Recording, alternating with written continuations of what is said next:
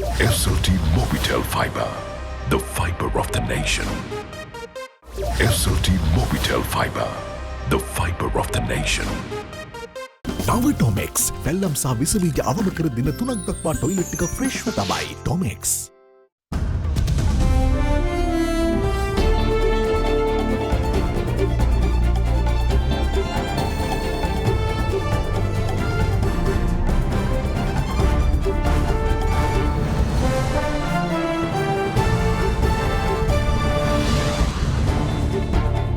Tonight, tit for tat. Parliament heats during defence allocation debates with war crimes accusations. Sarath is a minister who doesn't know what separation of powers is. It's a downright disgrace. He thinks as a minister who is in charge of policing that he can tell the police what to do. So when the LTT was using 295,000 as human shield, where were you? Have you ever told? Lights out. Pandemonium reigns due to an island-wide power cut as minister promises action if any sabotage found. Up in smoke, Consumer Affairs Minister promises harsh action against profiteering gas companies. Everyone matters. UN Special Rapporteur on Contemporary Slavery wants inclusive Sri Lanka and rid itself of all forms of exploitation. In order to repay their debt, they have to resort to sex work. All this and much more coming up on this Friday, the 3rd of December 2021. සියට 100ක් දක්වා ඉසොරි නැති 100ක් සුසිනිඳු කෙස් කලමක් ලබා දේ. Dove Anti-Dandruff. From AdaDerana, this is AdaDerana First at 9. Live from Studio 24 in Colombo.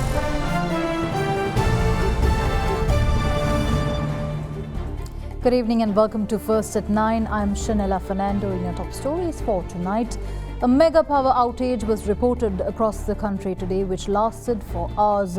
Though a fault at a key power transmission line was given as the cause of the outage, the Electricity Board hierarchy suspects skullduggery. With the Norachole thermal power plant also out of commission until tomorrow morning, CB is warning people to brace for power cuts in the coming days until the power plant back up and running. A major power outage was experienced island-wide early this morning at around 11:30. Both the Ministry of Power and the Ceylon Electricity Board put the power disruption down to a breakdown of a key electricity transmission line, with the latter finding fault in the power transmission line linking the Kotmale grid substation and the Biyagama grid substation. Within a few hours, however, the Ceylon Electricity Board managed to restore the power supply to some areas.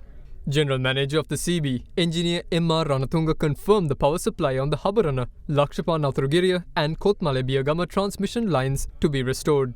Measures were also taken to restore power in several areas of Colombo as well at around 2 p.m. The effects of the power outage was felt by almost all sectors in society. Meanwhile, the power outage also disrupted the water supply in many areas in the country. With the Amatale and Biyagama water treatment plants out of action, many suburbs including Colombo experienced a temporary disruption to the water supply. With the power outage rendering the Kantale water treatment plant inactive, the water supply to the areas of Tambalagamu, Kinnia and Trincomalee was also affected. As pumps at refueling stations are also being put out of commission by the power outage, long queues were formed. The island-wide power disruption came at a time when the engineers of the Ceylon Electricity Board were on a work to rule campaign which they launched on the 25th of November. But they temporarily called off the trade union action today at the heels of the power issue. In other developments, General Manager of the Ceylon Electricity Board, Engineer M.R. Ranatunga, cast a suspicious eye on the power outage, alleging that it could be the result of sabotage. He alleged that CB engineers are deliberately delaying the power restoration. Meanwhile, State Minister of National Security and Disaster Management and Home Affairs Chamal Rajapaksa stressed that necessary actions will be taken against any CB engineer found to be culpable of sabotage. However, later in the evening, State Minister of Solar Power, Wind and Hydropower Generation Projects Development Duminda Disanayaka said that the operations at all substations have returned to normal and countrywide power supplies restored, with the exception of the Norachole thermal power plant.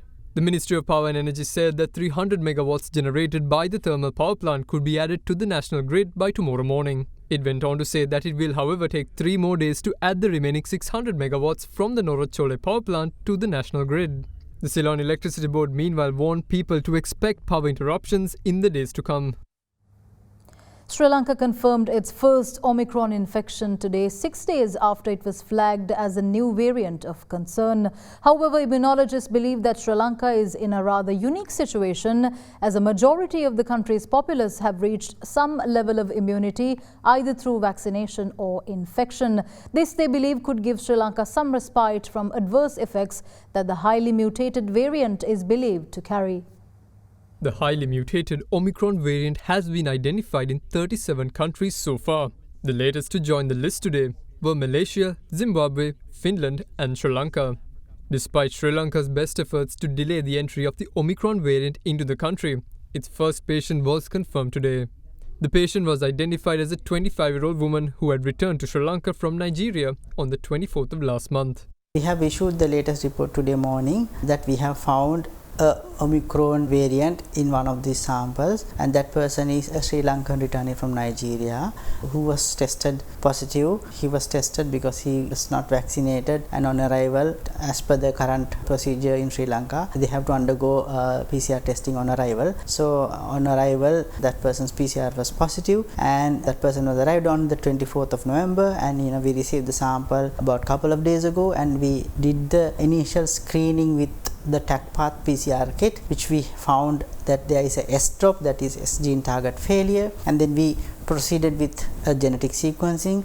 However, immunologists believe that unlike during the entrance of previous variants, a majority of Sri Lanka's population have either developed immunity via vaccinations or infection, and due to this the country might have some respite in terms of the negative effects the country might have to undergo. Sri Lanka is now at a very unique situation because most of the citizens are vaccinated, either one or most they are double vaccinated. Compared to the 2020, the situation at present is totally different because people are immune either by vaccination or by infection. So when you are having some sort of immunity, the way your body reacts to the virus is different. We believe that immunity will definitely help to prevent any adverse outcome of the disease. So if you are vaccinated, it's very unlikely that you end up with very severe disease and death. Meanwhile, speaking at a media briefing today held at the Health Promotion Bureau, officials revealed that the returnee had arrived from a country not on the banned list. ලෝකයේ පළමුවෙන්ම Omicron ප්‍රභේදය වාර්තා වුණේ නොවැම්බර් 26 වෙනිදා. එම සාම්පලය නියැදිය ඊට දින කිහිපයකට කලින් ලබාගත් බව තමයි අපි දැනගත්තේ. ඒත් දැන් ලංකාවේ වාර්තා වෙච්ච රෝගියාගේ සාම්පලය 24 වෙනිදා ලබාගෙන තියෙන්නේ. ඒ සමගම අපි කිව යුතුයි මෙම රෝගියා පැමිණ සිටින රට අපි පැමිණීම තහනම් කරපු රටවල් හයේ නෙමෙයි. Meanwhile, the World Health Organization urged Southeast Asian countries to further strengthen COVID-19 response measures to curtail the spread of the virus and its variants.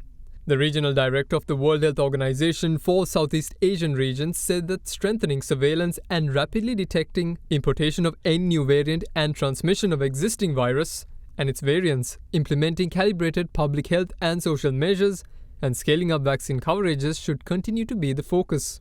He added that as studies are ongoing to understand the effectiveness of vaccines and therapeutics against Omicron, it is reasonable to assume that currently available vaccines offer protection against severe disease and death. Further, he said that local authorities should apply a multi-layered risk mitigation approach to potentially delay export or import of the new variant. However, blanket travel bans will not prevent the international spread, but instead they place a heavy burden on lives and livelihoods, he added. More news on the other side of this break. Stay tuned.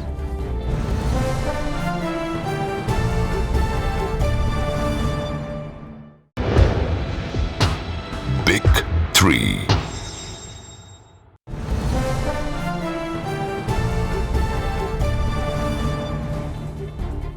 Welcome back. In one of the hot topics in recent days, the State Ministry of Consumer Protection today suspended the distribution of Litro and Laugh's LP gas to the market after revelations that the companies have not maintained the standard amount of the chemical compound added to detect a leak of gas in the cylinder. Meanwhile, the Public Utilities Commission today pointed to the lack of a regulator to oversee the standards with regard to the gas industry, while calling for them to be empowered to start the immediate regulation of the industry. Since last evening, 14 domestic gas cylinder related incidents have been reported from across the country.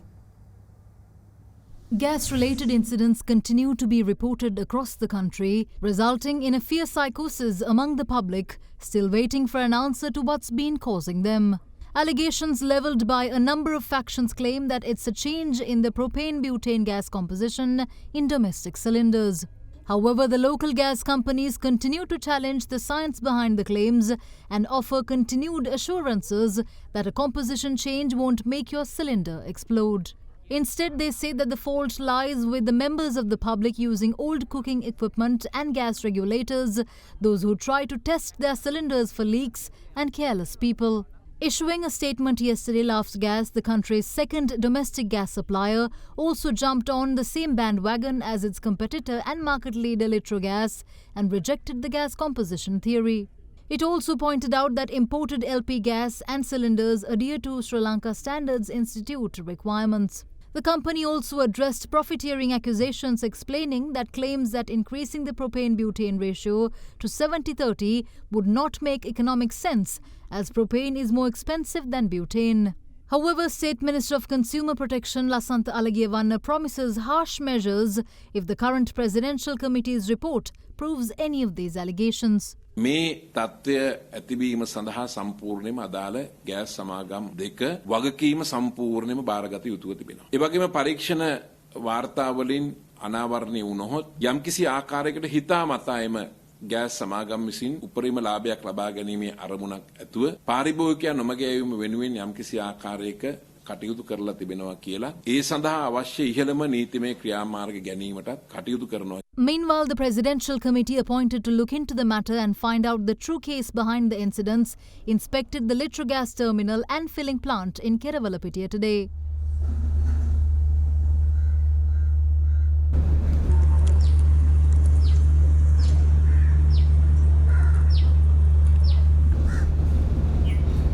In the meantime, following their visit to several locations in the Western Province where gas-related explosions took place, committee member Professor W.D.W. Jayatilaka elaborated on deliberations so far. අපි කොහොක්වත් දැක්කේ නැහැ ටැංකි පුපුරලා තියෙන. අතිබහුතරයක දැක්කේ ලිප පුපුරලා තියෙන අවස්ථාව. රෙගියුලේටර්ස් ඇතුලින් කැඩලා තියෙන පුළුවන්. පිටින් බැලුවාම පුපුරා ගිය අවස්ථා අපි නිරීක්ෂණය කරෙන්නේ නැහැ. බට ගත්තොත් බට ගැලවෙලා ගිය අවස්ථා, බට කැඩිච්ච අවස්ථා, පුපුරපු අවස්ථා, යම් ප්‍රමාණයකට පිච්චිච්ච අවස්ථා අපි දැක්කා.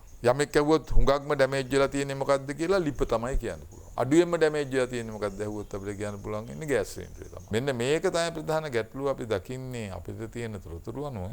පොලිසිය තියෙන තොරතුරු අනුව ගිය අවුරුද්ද පුරාම වෙලා තියෙන්නේ 51යි. නමුත් දැන් අපි ඊයේ හවස වෙනකොට අපිට වාර්තා වෙච්ච ගාන 120ක් පමණ ආසන්න වශයෙන්. දැන් වාර්තා වෙනවා නම් දවස් කීපයකට 120ක් විතර. ඒක ලොකු ප්‍රශ්නයක් පැහැදිලිව. අපිට ප්‍රධාන වශයෙන් සිදුවෙනවා ඒ ගෑස් සිලින්ඩරය සම්බන්ධයෙන් තියෙන ඒවා ගානේ විශේෂයෙන් අවධානය යොමු කරන්න. ඇයි? වෙනස් වීමට අනුව මේක වෙන්න ඕනේ. ඒක පේනවා මේ තත්ත්වයේ ඇතිවීමට වෙනස් වූ ප්‍රධානම සාධකය ගෑස් සිලින්ඩරය බව. මොකද අනිත් පැත්තට ගත්තොත් අඩුවෙන්ම ඩැමේජ් වෙලා තියෙන්නේ ගෑස් සිලින්ඩරේ තමයි. ලංකාවේ ප්‍රමිතියක් නැහැ. ගෑස් වල සංයුතිය ගානේ අපිට ප්‍රමිතියක් නැහැ ලංකාවේ. ප්‍රමිතිය ක්‍රියාත්මක කියලා පාරිභෝගිකයන් බලනවා. මම දකිනවා මේ වගකීම රාජ්‍යයක් විදියට අපි පැහැරලා තියෙනවා. Meanwhile, among other highlighted issues are those concerning the gas odour. People complain that they cannot smell the gas, which is an added element that aids in detecting a possible leak. This is what Professor Jayatilaka observed about the concern. මේකේ ගැටලුව හොයීමේ බැලීමේ make විදියට තමයි මම මගේ ගෙදර ඉච්ච gas ටැංකිය අරගෙන බැලුව ගන්න තියෙනවා. ඇත්තටම ගන්න තියුන්නේ නැහැ ඒක. ඒක ලොකු ප්‍රශ්නයක්. ඉතින් මම නම් මගේ නම් ප්‍රධානම කාරණේ තමයි වගකිය යුත්තෝ තමන්ගේ කාර්යභාරය ඉෂ්ට කරලා නොතිබීම. මේ ප්‍රශ්න විවිධ ආකාරයෙන් උද්ගත වීමට හේතු වෙලා තියෙනවා. Meanwhile, State Minister of Consumer Protection Lasantha Alagiyawanna also announced a suspension of domestic gas supplies through Litrogas Lanka Limited and Laughs Gas PLC until the cylinders meet the standard ethyl mercaptan levels. Ethyl mercaptan is what gives domestic gas its distinct and easily recognizable smell. Moratuwa විශ්වවිද්‍යාලයෙන් අපට මේ වන විට වාර්තා දෙකක් ලබා දීමට කටයුතු කරලා තිබෙනවා. ගන්ධ සුවඳ වහනය වීම එතිල් මර්කැප්ටන් කියන ඒ රසායන ද්‍රව්‍ය අපේ රටේ ප්‍රමිතිය අනුව තිබිය යුතු වන්නේ 14ක අගයක්. නමුත් ඒ පරීක්ෂා කරන ලද සාම්පල් දෙකේම තිබෙන්නේ 5ක තරම් ප්‍රමාණයක අගයක් තිබෙන්නේ. අපි පෙරේදා දින ලිත්‍රෝ සමාගමේ පර්යන්තටම ගිහිල්ලා අපි ශේෂ්ඨ පරීක්ෂණයක් කරන අවස්ථාවේදීත් අපට අනාවරණය වුණා ඒවැ ගඳ වහනය වීමක් සිද්ධ වෙන්නේ නැහැ කියන එක. In the meantime, Loves Gas PLC says the distribution of LPG will continue as they have not received any instructions from the Consumer Affairs Authority to hold distributions. However, the State Minister begs to differ. පාරිභෝගික අධිකාරිය සභාපතිතුමා විසින් ඊයේ සමාගම් දෙකටම ලිඛිතව නියෝගයක් කරනු ලැබුවා. පාරිභෝගිකයින්ට මේ ගඳ වහනය වීමකින් තොරව ගෑස් වෙළඳපොළට නිකුත් කරන්න එපා කියන එක. ඒ වගේම පාරිභෝගික අධිකාරිය සභාපතිතුමා පෙරේදා ආනයන අපනයන පාලක වෙත ලිඛිතව ඉල්ලීමක් යවුවා. ගෑස් පිළිබඳවත් උපාංග පිළිබඳවත් නියමිත ප්‍රමිතිය පිළිබඳව පරීක්ෂා කිරීමේ ඒ වගකීම ආනයන අපනයන පාලක විසින් ප්‍රමිති ආයතනයට ලබා දෙන්නයි කියන ඉල්ලීම. What's more, the Public Utilities Commission today pointed to the absence of a regulator for LPG, proposing the Commission to be empowered to do the task as the designated regulator for the gas industry. Way back in September this year, together with Sri Lanka Standard Institution, standardized the gas industry in Sri Lanka. But unfortunately, the necessary powers are not vested with the Commission to regulate this industry. I think by regulating this gas industry, the present problem that we are encountering can be easily overcome. Now we see that people are talking about the quality and the other issues that are rising from this domestic gas cylinder issue. The only way forward is to make sure that you bring a proper regulator to regulate this industry and to make sure that consumers are protected when using these domestic gas cylinders for cooking purposes. The standards include safety requirements, the maximum pressure of the cylinders, the composition of butane and propane, the net weight, the procedure for transport, storage, as well as the other devices which are connected to this process. What we need to do is to bring amendment to the Petroleum Act and get the cabinet approval and the parliament approval to empower a regulatory authority. We propose PUCSL, since we have been designated as the regulator for this utility sectors, then we'll be able to start regulating this sector immediately. Adding to that, State Minister of Consumer Protection says that work is underway to facilitate the request. ඒකට පාර්ලිමේන්තුවේ දැනට අමාත්‍යාංශයේ කෙටුම්පත සකස් කරමින් පවතිනවා. Field Marshal Sarath Fonseka outlined his course of action in a future Samagi Janabalawege government, including prosecuting any military personnel guilty of war crimes and any other serious offences. The parliamentarian also took aim at Public Security Minister Rear Admiral Dr. Sarath Weerasekara, accusing him of turning a blind eye to police custodial killings. මේ කියපු ටික මට නායකතුමා කිව්වා මම ඇහුවා මම මේ කතා කරන්න කියලා. එතුමා මට ආශිර්වාද කළා කිව්වා අනිවාර්යෙන් කතා කරන්න.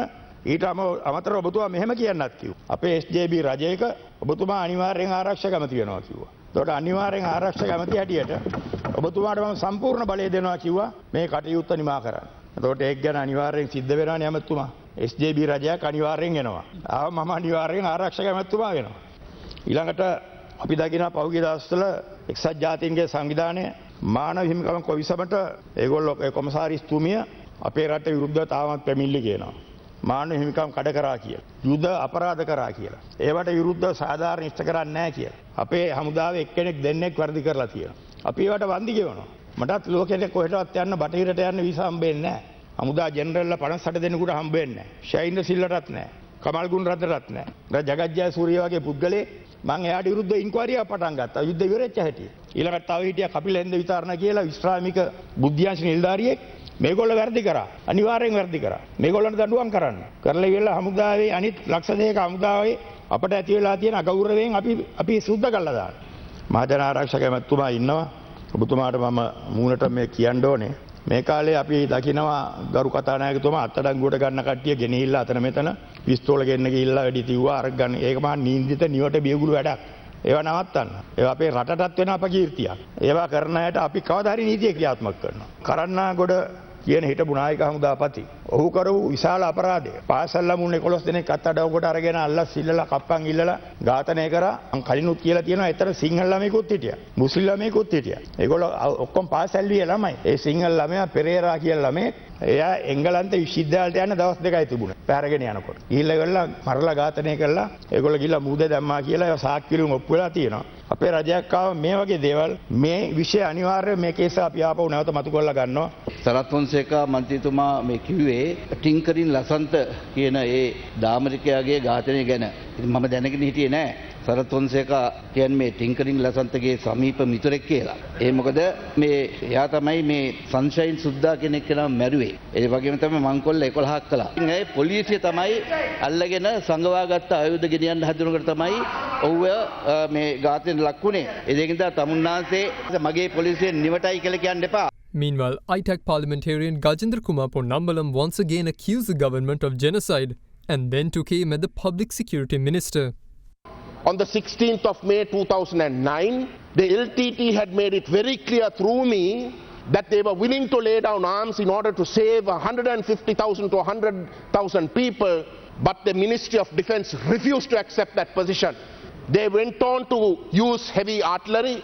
The Honourable Sarath Fonseka, the last year during the Ministry of Defence, in fact, owned up to the fact that till the very end, heavy artillery was being used and attack formations were being maintained. So, using heavy artillery means only one thing, to maximize the loss of life so that you can destroy in whole or in part. That is the crime of genocide. Your armed forces maintains a ratio of 1 to 10 in the northeast. Why? In the Vanni it's 1 to 5. Why? What is the ratio in the south? You're terrorizing the people in the northeast even today. Why you are afraid? And in the course of doing that, you have sold the soul of this country day by day. That is what you're left with. In South Asia, Sri Lanka is asking for help from Bangladesh. Aren't you ashamed? This is what you have achieved 13 years after the war. The Honourable, I shouldn't say honourable, Sarath is a minister who doesn't know what separation of powers is. It's a downright disgrace. He thinks as a minister who is in charge of policing that he can tell the police what to do. When my honourable colleague Selvaraja Gajendran went to Colonel Dilipan's resting place where he wanted to commemorate him, he wanted him arrested for it. He doesn't realize the country's own law. This is the man who's supposed to be the man in charge of policing. What a disgrace. To allege that our forces have committed genocide, that is the largest hostage rescue operation conducted by any army in the world. So that's the report. So when the LTT was using 295,000 as human shield, where were you? Have you ever told the people to sort of stop that? You see, you never told that. When? Yeah, and and also when we were clearing 495,000 mines for the innocent Tamil people to settle, you didn't have the courtesy to even come and offer a plenty. You see, and also we collected our own money. Our soldiers have given blood to the Tamil people. Right? Where were you? You were under the bed in the Kalambu. You see? So don't talk big. And you are, I think, I must tell you that you are a disgrace to the entire Tamil community. UN Special Rapporteur on Contemporary Forms of Slavery, Tomoya Obokata, today criticized the conduct of microfinancing companies for preying on women, forcing them to even sell themselves in order to repay the loans. Delivering his observations at the conclusion of his week-long visit, Obokata recommends that Sri Lanka be more inclusive in order to overcome labour exploitation. UN Special Rapporteur on Contemporary Forms of Slavery, Tomoya Obokata, today briefed the media about his visit to the island from the 26th of last month. Whilst highlighting the positive stride the country has made as increasing the minimum working age to 16 and updating the hazardous work list to include domestic work, Obokata called on Sri Lanka to be more inclusive and embrace all sectors of society to overcome issues such as labour exploitation. Delivering his preliminary findings, Special Rapporteur Obokata said that his final report on Sri Lanka will be presented to the UN Human Rights Council on September next year. It is a clear fact that contemporary forms of slavery continue to exist in this country. According to the government, it's only about 1% of children are in child labour, which may not be as many, but still is a problem because most of these children work in hazardous work. And I have heard first-hand information that some of the children have had to work during the COVID-19 pandemic in, for example, domestic work, hospitality, hotel, and other sectors. I witnessed that women and girls are disproportionately affected by contemporary forms of slavery, which is closely interlinked to significant levels of gender inequality, patriarchal attitudes, and intersecting forms of discrimination. I learned when I visited Kandy that women have to work twice as long to earn the same amount of daily wage of 1,000 rupees a day. So men typically work for about 4 or 5 hours to earn that, but women has to work twice as long. There's a daily target, for example, if women have to pluck somewhere between 18 to 22 kilograms of tea leaves to earn 1,000 rupees. If they don't, their wages are cut. And the same kind of targets is work serving as enormous pressure on women in sector as garment. You have to produce this 100 clothing an hour, and if you don't, perhaps you do not get bonus. So women are perhaps unnecessarily being penalized. UN Special Rapporteur on contemporary forms of slavery was also particularly critical of microfinancing companies, which he said particularly target women. The system of microfinancing has become particularly problematic for women because these companies actually target women as an easy prey, and they provide information contract, for example, in English, the language that they don't understand, and women oftentimes have no choice but to sign it without fully understanding what's involved and the interest rate and so on. That spiral out of control, and I've heard cases of, in order to repay their debt, they have to resort to sex work, and sometimes even selling their children into sex work. And also sometimes these microfinancing companies are reportedly connected to these sub-agents which facilitate migration abroad. So what happens then is microfinancing companies repay their debts, but in return they have to migrate for employment. So there is that vicious cycle of exploitation and abuse by these private entities, which I am very much alarmed in that setting. So I have also made a series of recommendations to deal with this microfinancing company, and the government has informed me today actually that they are dealing with it. They are introducing some type of a legislative amendment to ensure that these companies are properly regulated along with the sub-agents which have previously not been actually regulated at all. And also paid attention to older workers or retired workers. In the plantation sector, for example, the vast majority of workers are over the age of 50. And you can imagine the demanding tasks with an increasing age. Many of these tasks become even more demanding and tiring, plucking teas for 8 to 10 hours every day if you are 55. Imagine that. But many of these workers do not even have access to adequate medical, social, and economic assistance, as well as, for example, paid leave, annual leave, and so on. I have seen a degree of exploitation there. And also issues such as retirement fund, EPF, ETF, and gratuity, which were all workers entitled when they reach a certain age. I think it's 60. But we have discovered that many of the retired workers have no access for the past 15 years even. I have raised this personally with the government, and I'm pleased to say that the government is actually dealing with this issue and taking action against these companies. I think that is a good practice. A mob of factory employees in eastern Pakistan tortured and burned to death a Sri Lankan manager today in a horrific attack that Prime Minister Imran Khan said brought shame on the country. A police official in the eastern town of Sarath said investigators believed the attackers had accused the manager of blasphemy for tearing down a poster with Islamic holy verses. The factory workers tortured the manager, said provincial government spokesman Hassan Kawar. A total of 50 people so far have been identified and arrested. Khan condemned the killing and said he was personally overseeing the investigations and said those guilty would be punished. Taking to Twitter, the Pakistani premier said that the horrific vigilante attack on a factory in Sarath and the burning alive of the Sri Lankan manager is a day of shame for Pakistan. Mob killing over accusations of blasphemy have been frequent in Muslim-majority Pakistan, where the crime can carry the death sentence. Sri Lankan shares dropped over 2% today to extend losses for the third straight session as sentiment was soured by the discovery of the first Omicron variant patient in the country. The CSE Old Share Price Index closed 2.3% to end below the 11,000 mark at 10,988.3 points, making it the worst session in 2 weeks. The S&P SL20 index meanwhile was also down by 25.78 points to close at 3,887.10 points. With that, here's Dimantha Matthew for a more detailed report on today's market performance.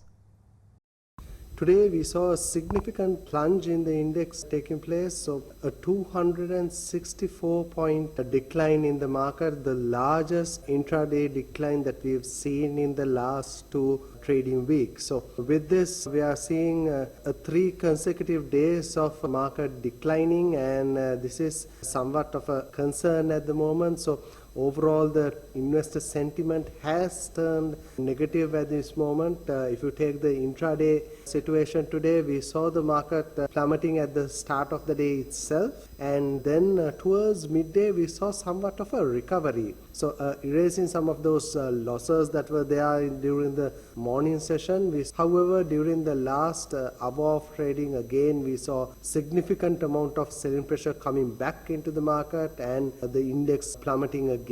Diversified financial sector and the transportation sector were the ones that basically topped the turnover list.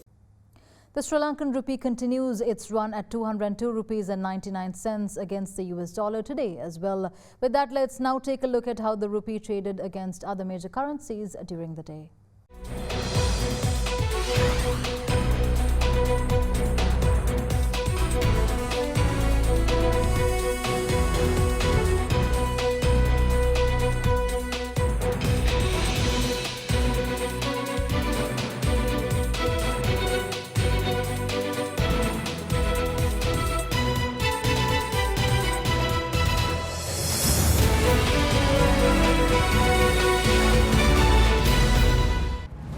With that, we wrap up tonight's edition of First at 9. Good night.